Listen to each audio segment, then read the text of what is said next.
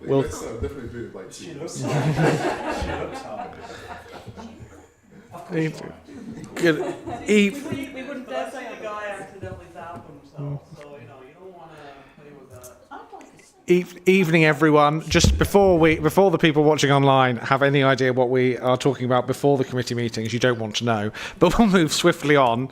Can any members or officers in physical attendance with an electronic device please mute it to avoid feedback?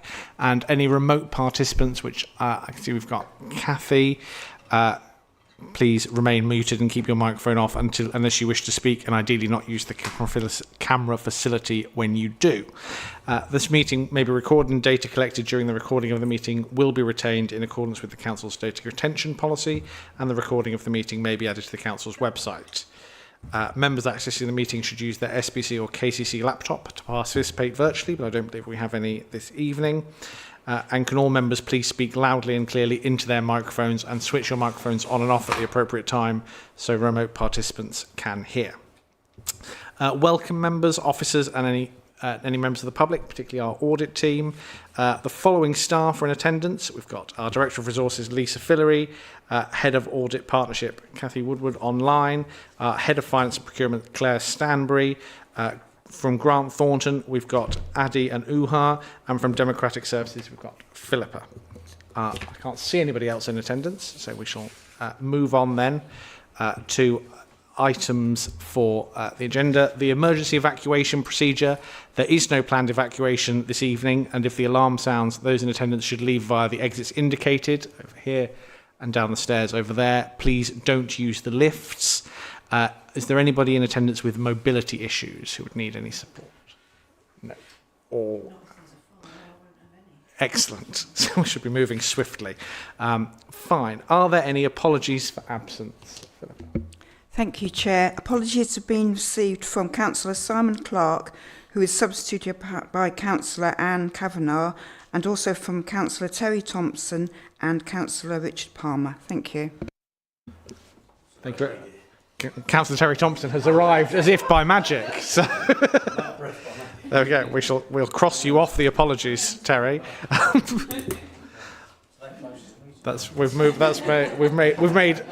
We've already improved on our expected turnouts. That's very positive. Do members take the minutes of the meeting held on the 16th of July, minutes numbers 190 to 196, as a correct record for me to sign? Or any question? No? All happy? Thank you very much. I shall do my signatures shortly. Moving on. Are there any declarations of interest not already on your forms? No, I see nothing. So we shall move swiftly on to item 5, the Audit Committee Annual Report.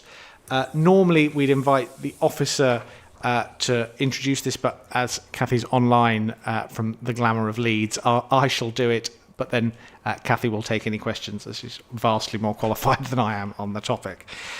So the purpose of the report this evening is to demonstrate how the Audit and Governance Committee has effectively discharged its duties over the previous year, by which we mean financial year, so up to April and May 2025. This committee is required to monitor both internal and external audit activity, review and comment on the effectiveness of the Council's regulatory framework, its risk and governance, and to review and approve the annual statement of accounts and its associated policies and strategies. This report sets out how this has been achieved and is covered by the following headings. There's an introduction, the purpose of the report, the purpose of this committee, the membership of this committee and our attendance, the delivery of the committee's terms of reference, our compliance with national guidance, some conclusions and some recommendations. There are a few areas where the committee can develop and improve on any suggestions for training. So if you have got any ideas about training you think would be helpful, please do let me know and we can arrange that with the team over the coming cycle of meetings. The committee is asked, as you will see, to agree this report so that it can be presented at the next full council meeting. It says chairman. I am going to propose from the chair a minor amendment that says chairman or vice chairman, just so we're safe should anything happen to me in the intervening 3 weeks or however long it is till the next full council. But I open the floor to any questions or debate from members. Councillor Harrison. Okay, so I've noted that I am the only person that was here for every single meeting.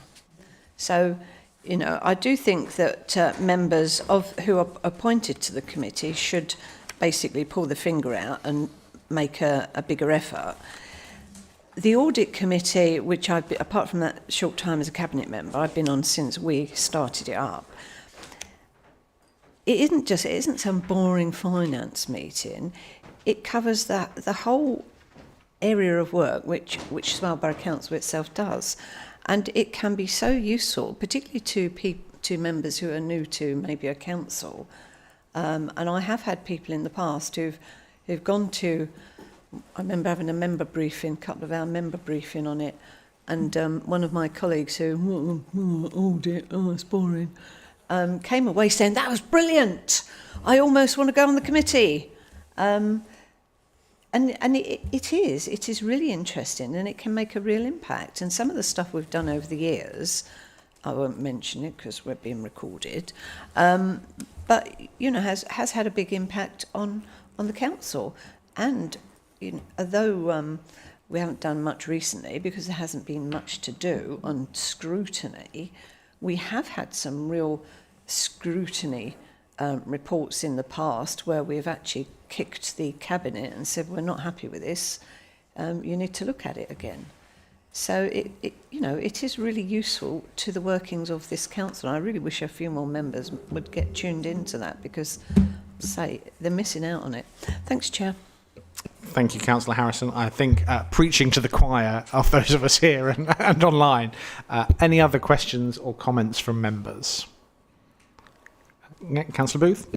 Yeah, thank you, Chairman. Just one observation on that very subject. I wasn't able to attend the meeting on the 4th of April last year, but Councillor Marchington was my substitute. And it's marked as substitute there, but not substitute on the column. I wonder why that is. I will pass to Kathy to answer that question. I suspect a typo, but yeah. I'll let Kathy confirm or deny that. Happy with the report. Thank you. Yeah, I can make that amendment. Thank you for pointing it out, and that's why it's very important that these come to these meetings so that any members can correct anything that we're picking up from the minutes or anything else. But I'll make that amendment for you, Councillor Booth.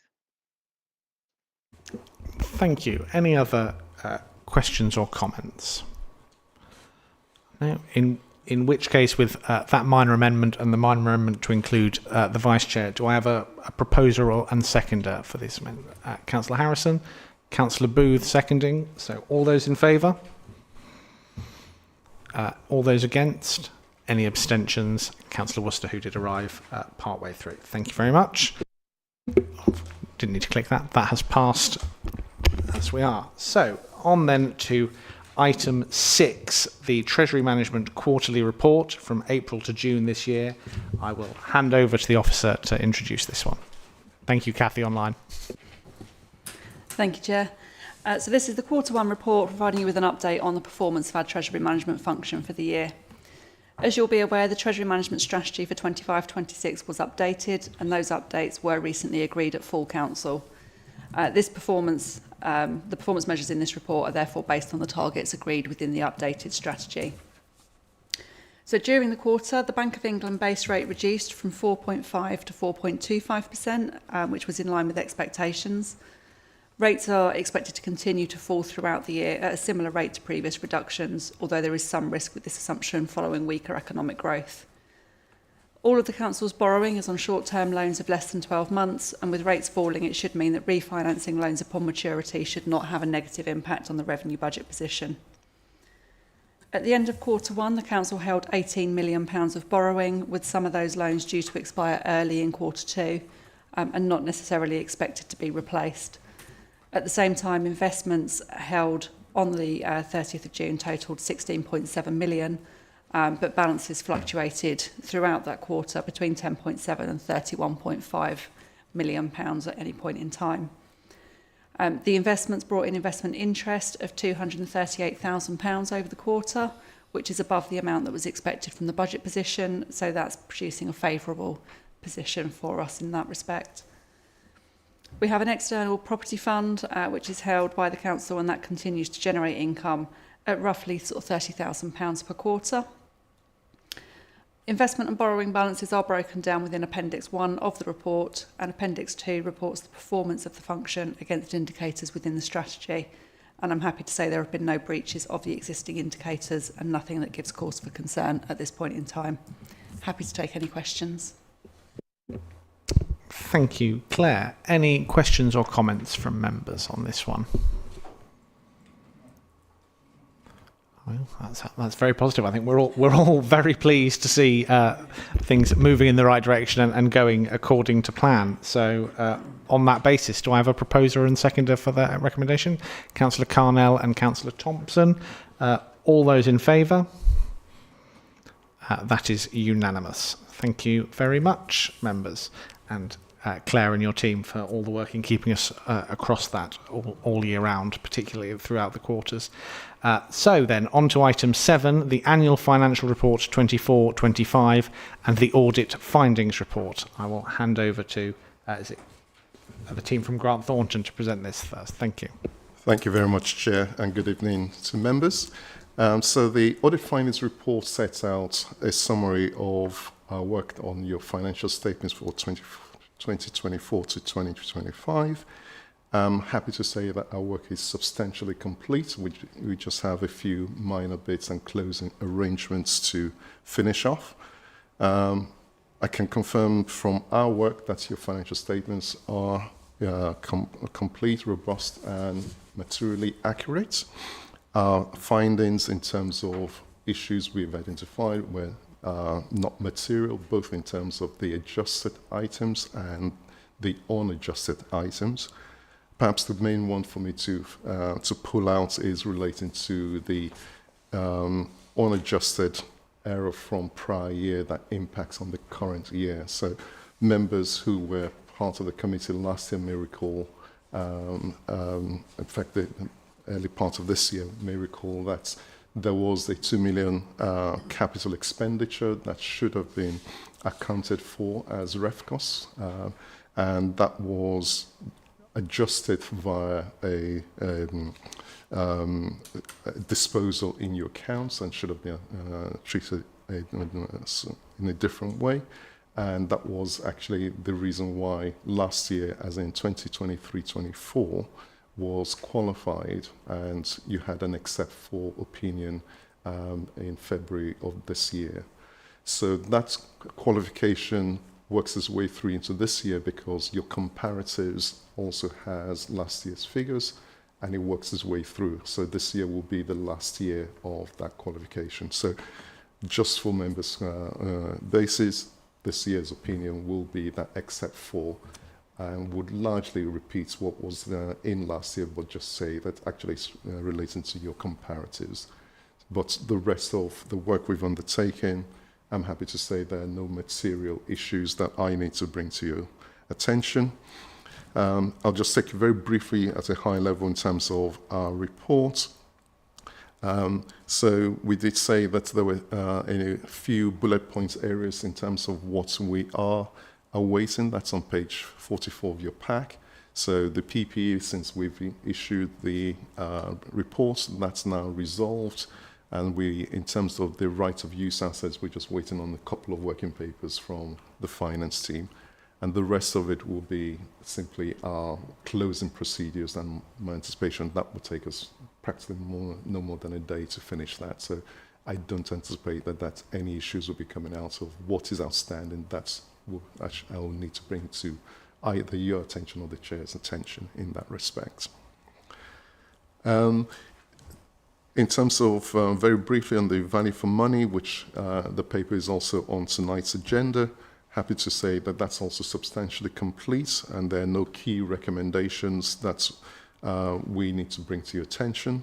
So we are satisfied that the council has proper arrangements for securing economic efficiency and effectiveness in its use of resources. Very briefly, the other areas, just to very briefly touch on, page 49 of your pack in terms of materiality.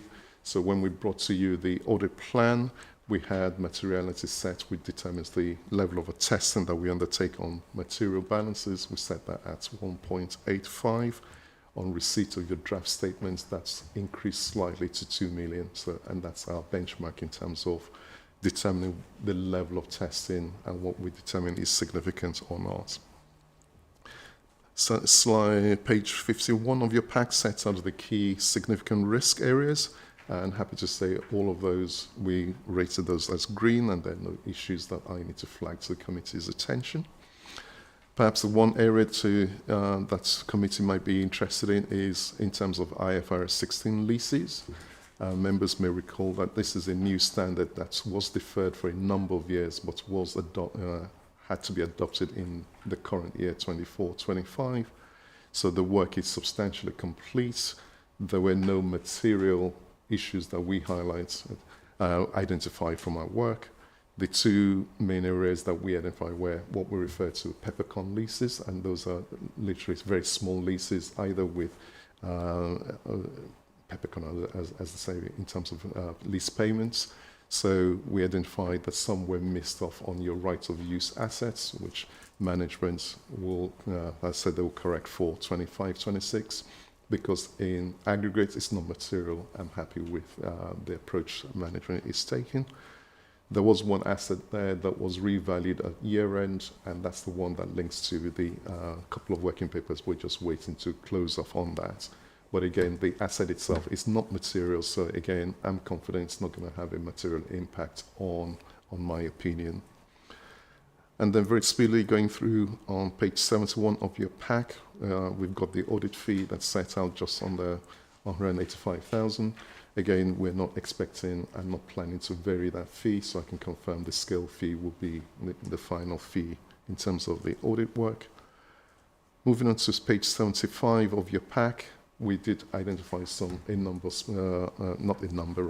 be accurate, we identified 1 medium and 3 low priority recommendations, literally just to help support to strengthen your closed-down arrangements. I wasn't going to dwell on any of those. And we also followed up prior year recommendations, and some which were in progress. And I understand that most of this will be finalised in 25-26. Chair, I'll pause there and take any questions from the floor.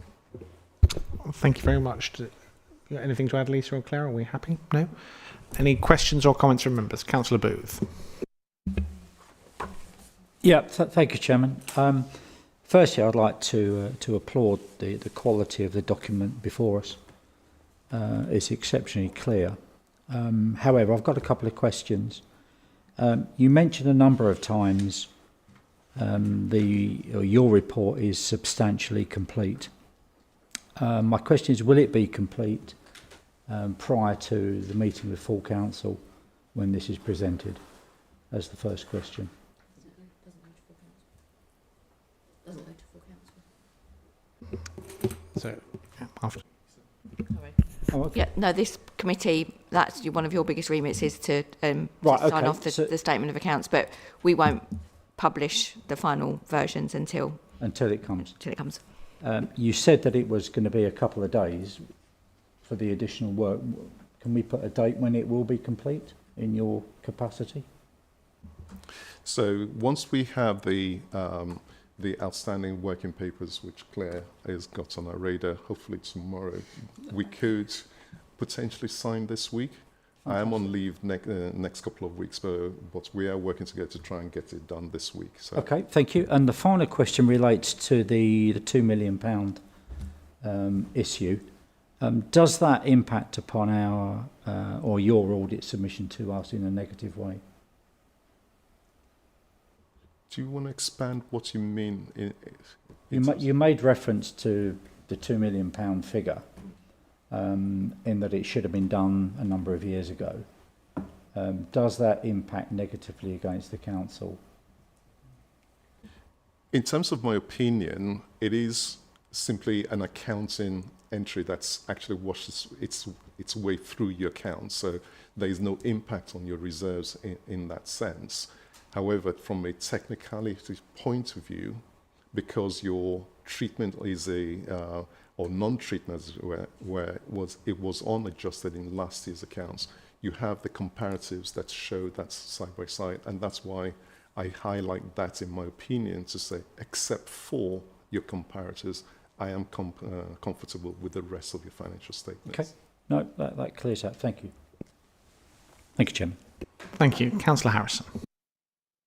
Thanks, Chair. I was going to mention it at the last Audit Committee, only it went. I did mention a few other bits.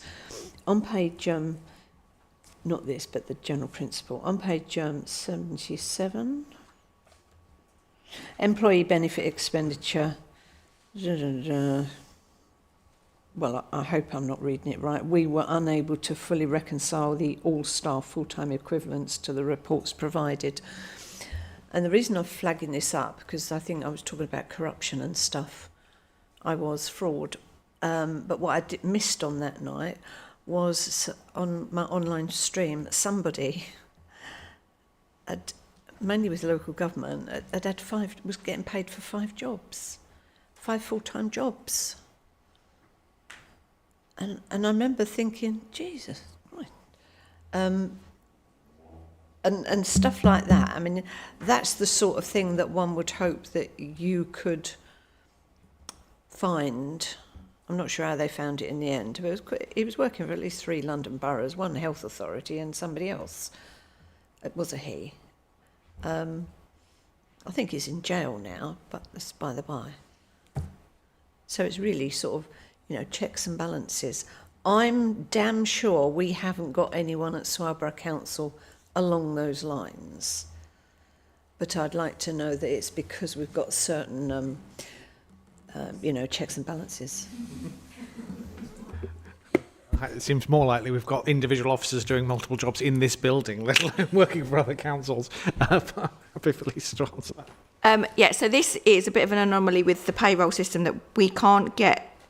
Once the dates have changed, we then can't get the report out that shows that position. So we are confident as officers that people are getting paid correctly, and that the changes to people's hours or termination dates are effective as immediately that they were input, and they can be backdated to the relevant dates. We can't get a report out at the moment to prove that. We do separate reconciliations on a monthly basis that are nothing to do with the statement of accounts, but that are our operating procedures that we reconcile and do spot checks on payroll. And that does include a list of every single payment compared to last month's payment, so we can see if someone was on the list twice, or if their payment went massively different from it was the previous month and things like that. So we have got our own processes in place for doing what we can to make sure that we can minimise the risk of fraud on our payroll. Thank you, Chair. I did think that our staff were pretty hot on this. Well, no, I know you are.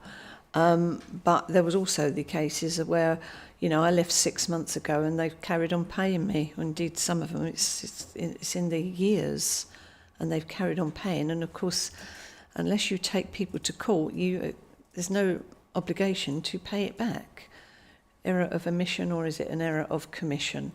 And so what you do sounds like that would never happen here. I know it wouldn't anyway, but yeah. That is part of that reconciliation, but we also produce monthly reports for managers, payroll reports, so they will be able to see who's being paid by name on their teams as well. And so we've got more than one route to be able to do that. And as Adi has just pointed out, the National Fraud Initiative do some of that matching work that would pick up where people are being paid by more than one authority or across different roles. So there's an external route to that kind of thing as well.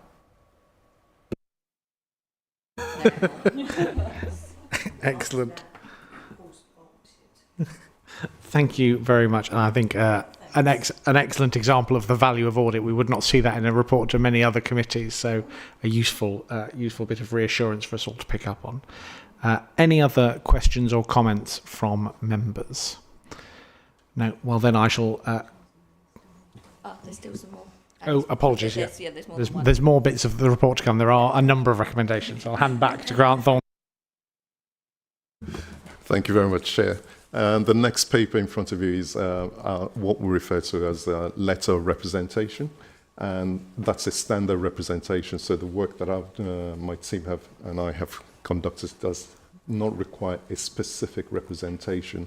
The only bit to draw out for your attention is item 11 or point 11 on that letter refers to the unadjusted, which I just talked about, that's leading to the qualification. Once that's produced on letter-headed paper, we'll simply just attach that as an appendix to that report. But otherwise, it's a standard letter that we would require all organisations to sign when we do before we give an opinion. Fantastic, thank you. I can't imagine any questions on the standard letter. We're all content. So we move on to the third recommendation, the annual financial report for the year. Is there any input for that? Thank you. And so this is the second half of our audit statutory responsibilities to review your value for money arrangements. And committee members may recall that this covers three main areas: financial sustainability, governance, and the 3 E's, which are covering your economy, efficiency, and effectiveness in reviewing your arrangements. Happy to say this is a good news story in terms of the work we've undertaken. We've not identified any key recommendations from our work. And in fact, in terms of the work we've undertaken, we've raised just one improvement recommendation around your financial sustainability, largely around developing a long-term savings proposal to address future deficit within the MTFS document. And that's set out on page 221 of your pack. We've also followed up prior year recommendations, and a couple of those recommendations, one of which refers to that long-term savings plan. Those are both are in progress in terms of implementation and expected to be completed in 2025-26. I wasn't proposing to go into any more detail than that, but I'm happy to take any questions. And where I'm not able to answer it, I'll take that back to my team that undertook that work. Thank you. Any questions on the annual financial state report? Sorry. All right. No? Oh, Councillor Harrison? Well, just because we do take this very seriously here, and even though I've sat on it since we created the place, I like to ask questions so you know that we know what we're doing. So we do all get this stuff through our news streams, and we've always been serious about audit on this council, which is why we agreed to set up the Audit Committee. And okay, we may only be a small borough with whatever turnover and whatever population, but what is it that other people are doing wrong that they don't appear to be in the same position, like, you know, waiting years to get their accounts approved and employing people 6 times over? And I say I know our staff are good, and we've always taken this really seriously. And I'd say this if you were not in the room either. You know that. And if I didn't think it, I'd keep my mouth shut. So, you know, it ain't rocket science, is it? So is it just that people employ staff that perhaps aren't experienced enough? They get the wool pulled over their eyes, or that they are overridden by like senior management? I'm trying to get a feel for this, because we've always took the view, whoever's in charge of internal audit, in fact, we used to kick the chief exec and the head of finance out of the audit committee meetings, because what if that head of audit wants to talk to us about a possible corruption issue or whatever?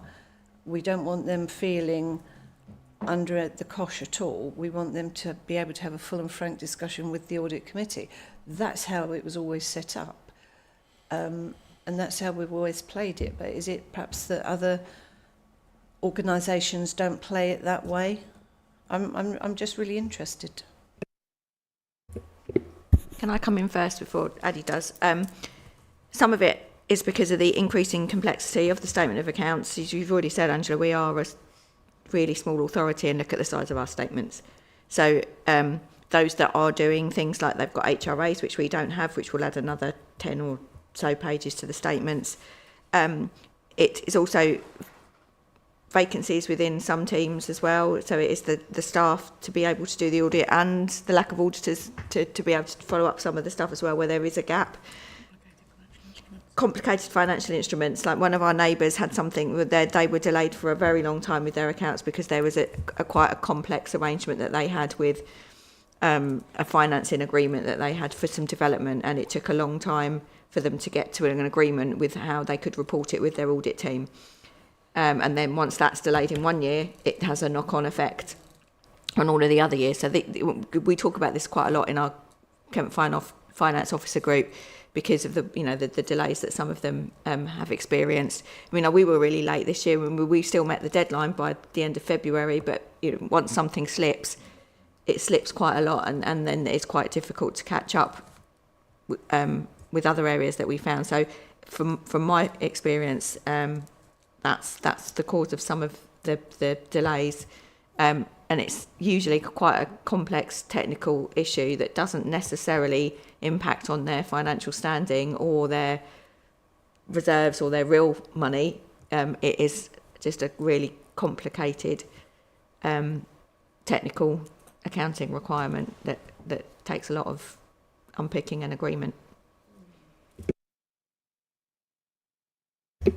Ati, do you want to come in? Or yep, councillor stuff.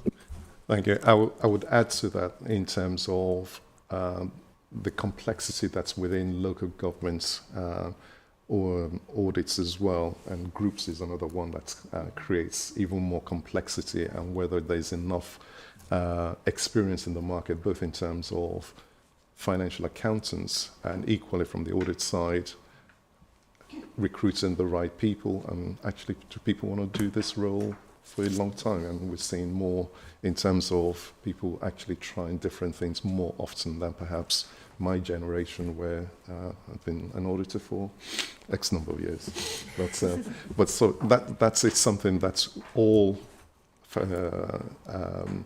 organizations are struggling dealing with in terms of that commitment to want to be in audit or in accounting. So that's one element within that. And I guess the other bit is also that bit around whether there's any accountability in terms of you missed production of your accounts. Is there any penalty for any local authority? It's arguable that there isn't any penalty if you miss it. So if you miss 1 year and miss 2 years, perhaps, if there's nobody holding you to account, then actually the incentive, if you have issues around your finance team in terms of capacity or knowledge, actually one can decide whether 151 officers do that. I'm not suggesting they do, but they can choose to prioritize other things over audits. So I'll just put that out there. And I think there's also that bit around also thinking through all the way through the process, how much with really small lean finance teams, if you don't get into the habit of doing things in the right cycle very quickly, you can get overwhelmed in terms of that. And if you don't have, with very small budgets that local governments, particularly districts, are working to, it becomes very difficult to bring temporary in because it's going to cost you more in terms of producing your set of accounts. Having said all of that, I'm happy to say that Grant Thornton, we're trying to do our best in terms of supporting local government, and particularly in terms of the old audits. I can happily say that we've supported the sector, and our audit sign-off rate as of February of this year was well into more than 85%. So where we can do, we do work with local authorities to make sure we're able to sign off as much as possible. So from our clients' portfolio, I think we're only down to a handful of really, if I can use the word nutty, accounts where we haven't been able to reach that closure. But we continue to work with authorities to try and do that catch up, and that's why the backstop orders that was brought in by the local government was trying to put an end to all of that historic data to help push that, and we continue to support that effort and working with councils like yourselves and others to make sure that we can bring it up where we can up to date. Thank you. Councillor Worcester. Thank you, Chair. Just take a second to apologise for me being late for the meeting. That was childcare responsibilities. Do apologise for that. I wanted to just ask a couple of questions, and you might say, well, actually, that's not for this year, it's for next year. But I just wanted to float that we've already mentioned that you've got some job roles that are not filled at the moment in terms of the finance team. Or spaces, or potentially. But my question is, when I look at the report, obviously the elephant in the room for most conversations around council at the moment is local government reform. What I'm just looking for is a little bit of reassurance around, are we expecting that to be something that's being brought forward more in reports?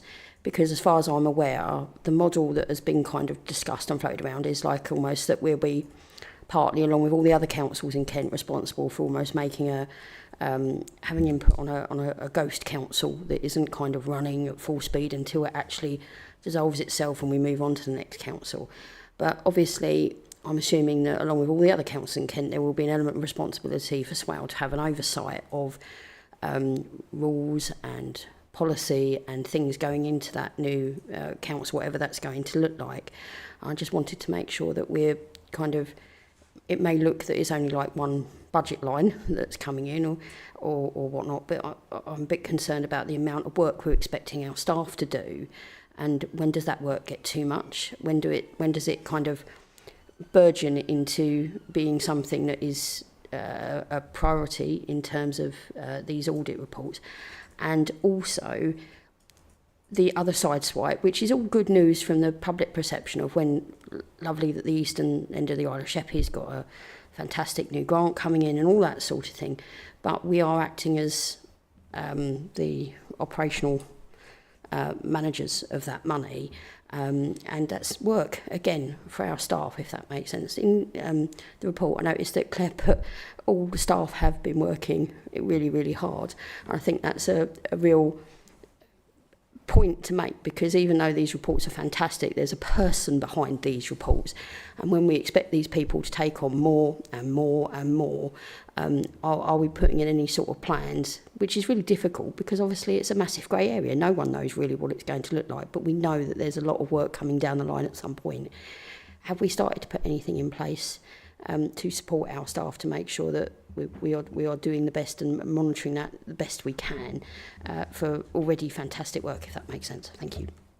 So sorry, Dolly, if I misled you. We haven't got vacancies in our team at the moment. It's one of the reasons why some of the others are so far behind in their audit delays. It's a countrywide thing that people can't recruit accountants, but we are fully staffed at the moment. We've been really, really lucky with our recruitment campaigns and retention of our new staff. So that's not an issue for us at the moment. There's lots of working groups going on with planning for LGR. Kent finance officers are working together. We've been meeting every 2 weeks on it. And so we are actually, our budgets from a district point of view and how they slot into the new unitary is pretty, I don't want to say jinx anything, it's pretty simple, because we know whatever we've got is just going to slot straight into the new unitary. The difficulty is, or the complexity is, the disaggregation of KCC and their budgets and how they're going to fit into the new unitary. So the work that they are having to do to break things down to a level that they don't currently have to do is the work that is quite complex. As you know, we've got the strategic partner that is working with all of the councils on the business cases that are being put together.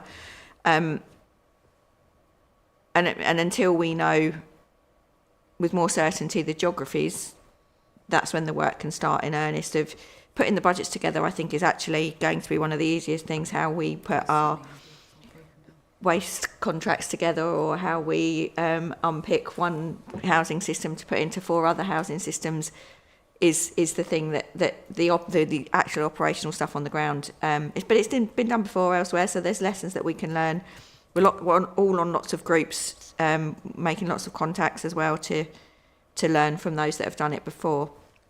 But no one's done it on the scale of Kent. Just to quickly come back on that, it really brought it home to me, actually, a couple of months ago. I had a little thing pop up on my computer that actually talked about the awards that Swale Borough Council will give out to its staff, its internal award system, which is fantastic. And in the back of my head, I'm thinking every element of that is underpinned by Swale's budget. And so I was pleased that Claire mentioned how hard everybody been working, but I did wonder if this was the right time that we might be able to pass our thanks back to staff in some form, maybe vote of thanks or something that can really recognise, because it's not going to get any less work over the next couple of years, is it? And I think we need to be aware that there's lots of work that goes on behind these reports, Chair, and even though we can have a slight idea about it, we're not the ones that are kind of coming back to the coalface every single day and then dealing with what appears to be great information coming in, but then again, it has to start up a whole new set of what are we going to do that, how are we going to handle that, and its numbers are very black and white, aren't they? But thanks very much. Can I add something? The other thing is that the Shadow Authority will be responsible for the budget and all of the policies for that new authority. So the year that we have closing down the old authorities, or not closing them down, but closing down the accounts, at least we will be audited as Swale for the last year that Swale is in existence. And then the budgets will all move over to the new unitaries, and then that new entity will be audited for that financial year as a new entity. Thank you. Thank you, Councillor Strong. I think excellent suggestion to add a vote of thanks on, and I'm sure we can find a way to get that into the minutes. Councillor Thompson, you're next. Oh, just a few questions, and I might seem as if I don't know what I'm talking about. I don't know. But on the failure to establish long-term savings programme, obviously with the change of government reform, what sort of time frame are we looking at for those savings, if that makes sense? And also, so I'm not making myself very, very clear here, but also when... A time, Terry. Oh, sorry, yeah, do that one first then, sorry. Yeah, because otherwise I'll forget what you want. Yeah. So with the savings plan, until we know what our settlement is for 26, 27, we don't know what our budget gap is, or so the amount that we need to save. So once we have certainty over our funding position for the next, hopefully, couple of years, is what we've been promised by government, we will then be able to plan that, because up until now we have had annual settlements last minute with announcements saying like new homes bonus. I've been telling you all that no new homes bonus is disappearing next year for the past, well, not been here that long, but for the past however many years I've been reporting to members, yeah, that's going, and then it appears again. So the planning of and the reporting of the budget gap has been quite difficult year on year until we know what our settlements are. And so once we've got that, then we can plan properly. We'll know what the gap is, and then it will be down to members to make the decisions on how we bridge that gap. Okay. So with the second one, obviously this is sort of a magic wand scenario. With investing, could that be around structure, stock, land, in terms of creating funds to make savings? Does that make sense? So for longer term, I understand that with unitary coming along, we don't know what we're stepping into, and therefore there could be large deficits per person in the other areas, because obviously we look quite good in comparison to, say, Ashford or Folkestone High. But I just wondered what sort of things we'd look at if we were looking at it in the future. All of those kind of things need money up front to invest before you can make a return. Mm-hmm. So that would be adding to the budget gap unless there was an absolute definite return. And if it's speculative, obviously, then we can't do it anyway. But it's building a shopping centre. That's not going to bring the return in. That's gone. And, there are several authorities around the country that have gone bust on, right, we're going to invest in this and it's going to bring us all this money and we'll pay for the investment and then it will bring it. No, and it hasn't. So it's not, it can be part of the solution, but in the economic climate that we're in and the position of retail and all the empty properties and things that we have got on our high streets, it's not a silver bullet with investing your way out of it. We have got to cut our expenditure to match our income. I would say I wasn't thinking of shopping, by the way, but it's more housing, which I think I've spoken to you before about owning our own again, going back to that. But rent levels are really low, and Charlotte shared a report with me, that a private sector report last week, that the only unviable area in the southeast to build housing is Swale. Right. And the other one was energy, but I know you don't like that particular thing. But that has changed very, very much from when people have made mistakes. And I just think it's something that is constantly going up. I haven't seen it come down, and I didn't know whether that was something. Anyway, I'll leave it at that. Don't think whether I like it or not is actually No, I know what you mean. Into any of the decision but I making. remember I think what I told commenting you on before, instability of it in the past. Yeah. Local authorities getting into a market that they shouldn't be in. You know, there are energy providers. We should only be stepping into a market if it's failing. So if there is a market for energy, then that should be done by the professionals that know how to do it, not us. If I could come back on that, it's only that we quite often own the space that it can be done in. That's all. That's all I'm saying. I'm saying, yeah, don't get involved in the technical side. Bring those people in, especially if they know what they're doing, but it's just anyway. Thank you very much. Thank you, Councillor Thompson. Councillor No. Thank you, Chair. Just a clarification of what Councillor Worcester said earlier. Sheppey is not receiving 20 million in funding. Sheppey East is. Thank you. Absolutely correct. Councillor Booth. Yeah, thanks, Chairman. Just a qualification on a couple of points, if I may. On page 36, the last item on there is proposals. I'm bemused why just saying that the financial report is attached is a proposal. That's the first one. And the second one, I find is somewhat unfairly levied towards Lisa and Claire, where it says the Director of Resources and Head of Finance and Procurement will work with the external auditors to review the accounts and to continue to maintain and improve them in the future. So as it says, as in the past, so can you give us an example or two as to how you've improved them from the past year and what your ideas to improve them moving forward are, please? So decluttering is a thing that we are trying to work on as a sector. And so we have reviewed for the past couple of years, since Claire and I are responsible for the accounts, we've shrunk some of the notes, taken some of the additional wording out that either repeats itself or has not really helped to clarify some points. We've obviously had to update the accounts for the new notes that become like the IFRS 16. So we've had to review and input those. We have actually changed the formatting on some of our the balance sheet, so to make it more visually appealing, and the same with the CIES. And we're always looking if we can take something out that doesn't need to be in there, or present it in a way that is more understandable. Then that's what we do on an annual basis. Moving forward, to continue to do that.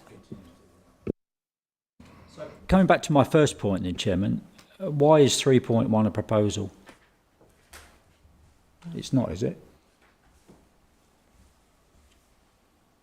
I don't understand it. This might have been where I was losing the will to live when it kept jumping and to making my I'm just conscious wrong. that we're hopefully going to be signing this off. Yeah, the proposals are above, but the recommendations are included within the recommendation element of the report. And number 1 does not come under number 5. You can trust me to do that normally, but okay. My bullet points were not my friend when I was drafting this report. Yeah, no. So it's that you agree the annual report that's okay. Paragraph. Thank you. Appendix 3. Fantastic. Any more questions or comments? I think we can happily agree that recommendation the second is probably really 6. Are there any further updates from the team, I think we've covered everything, right?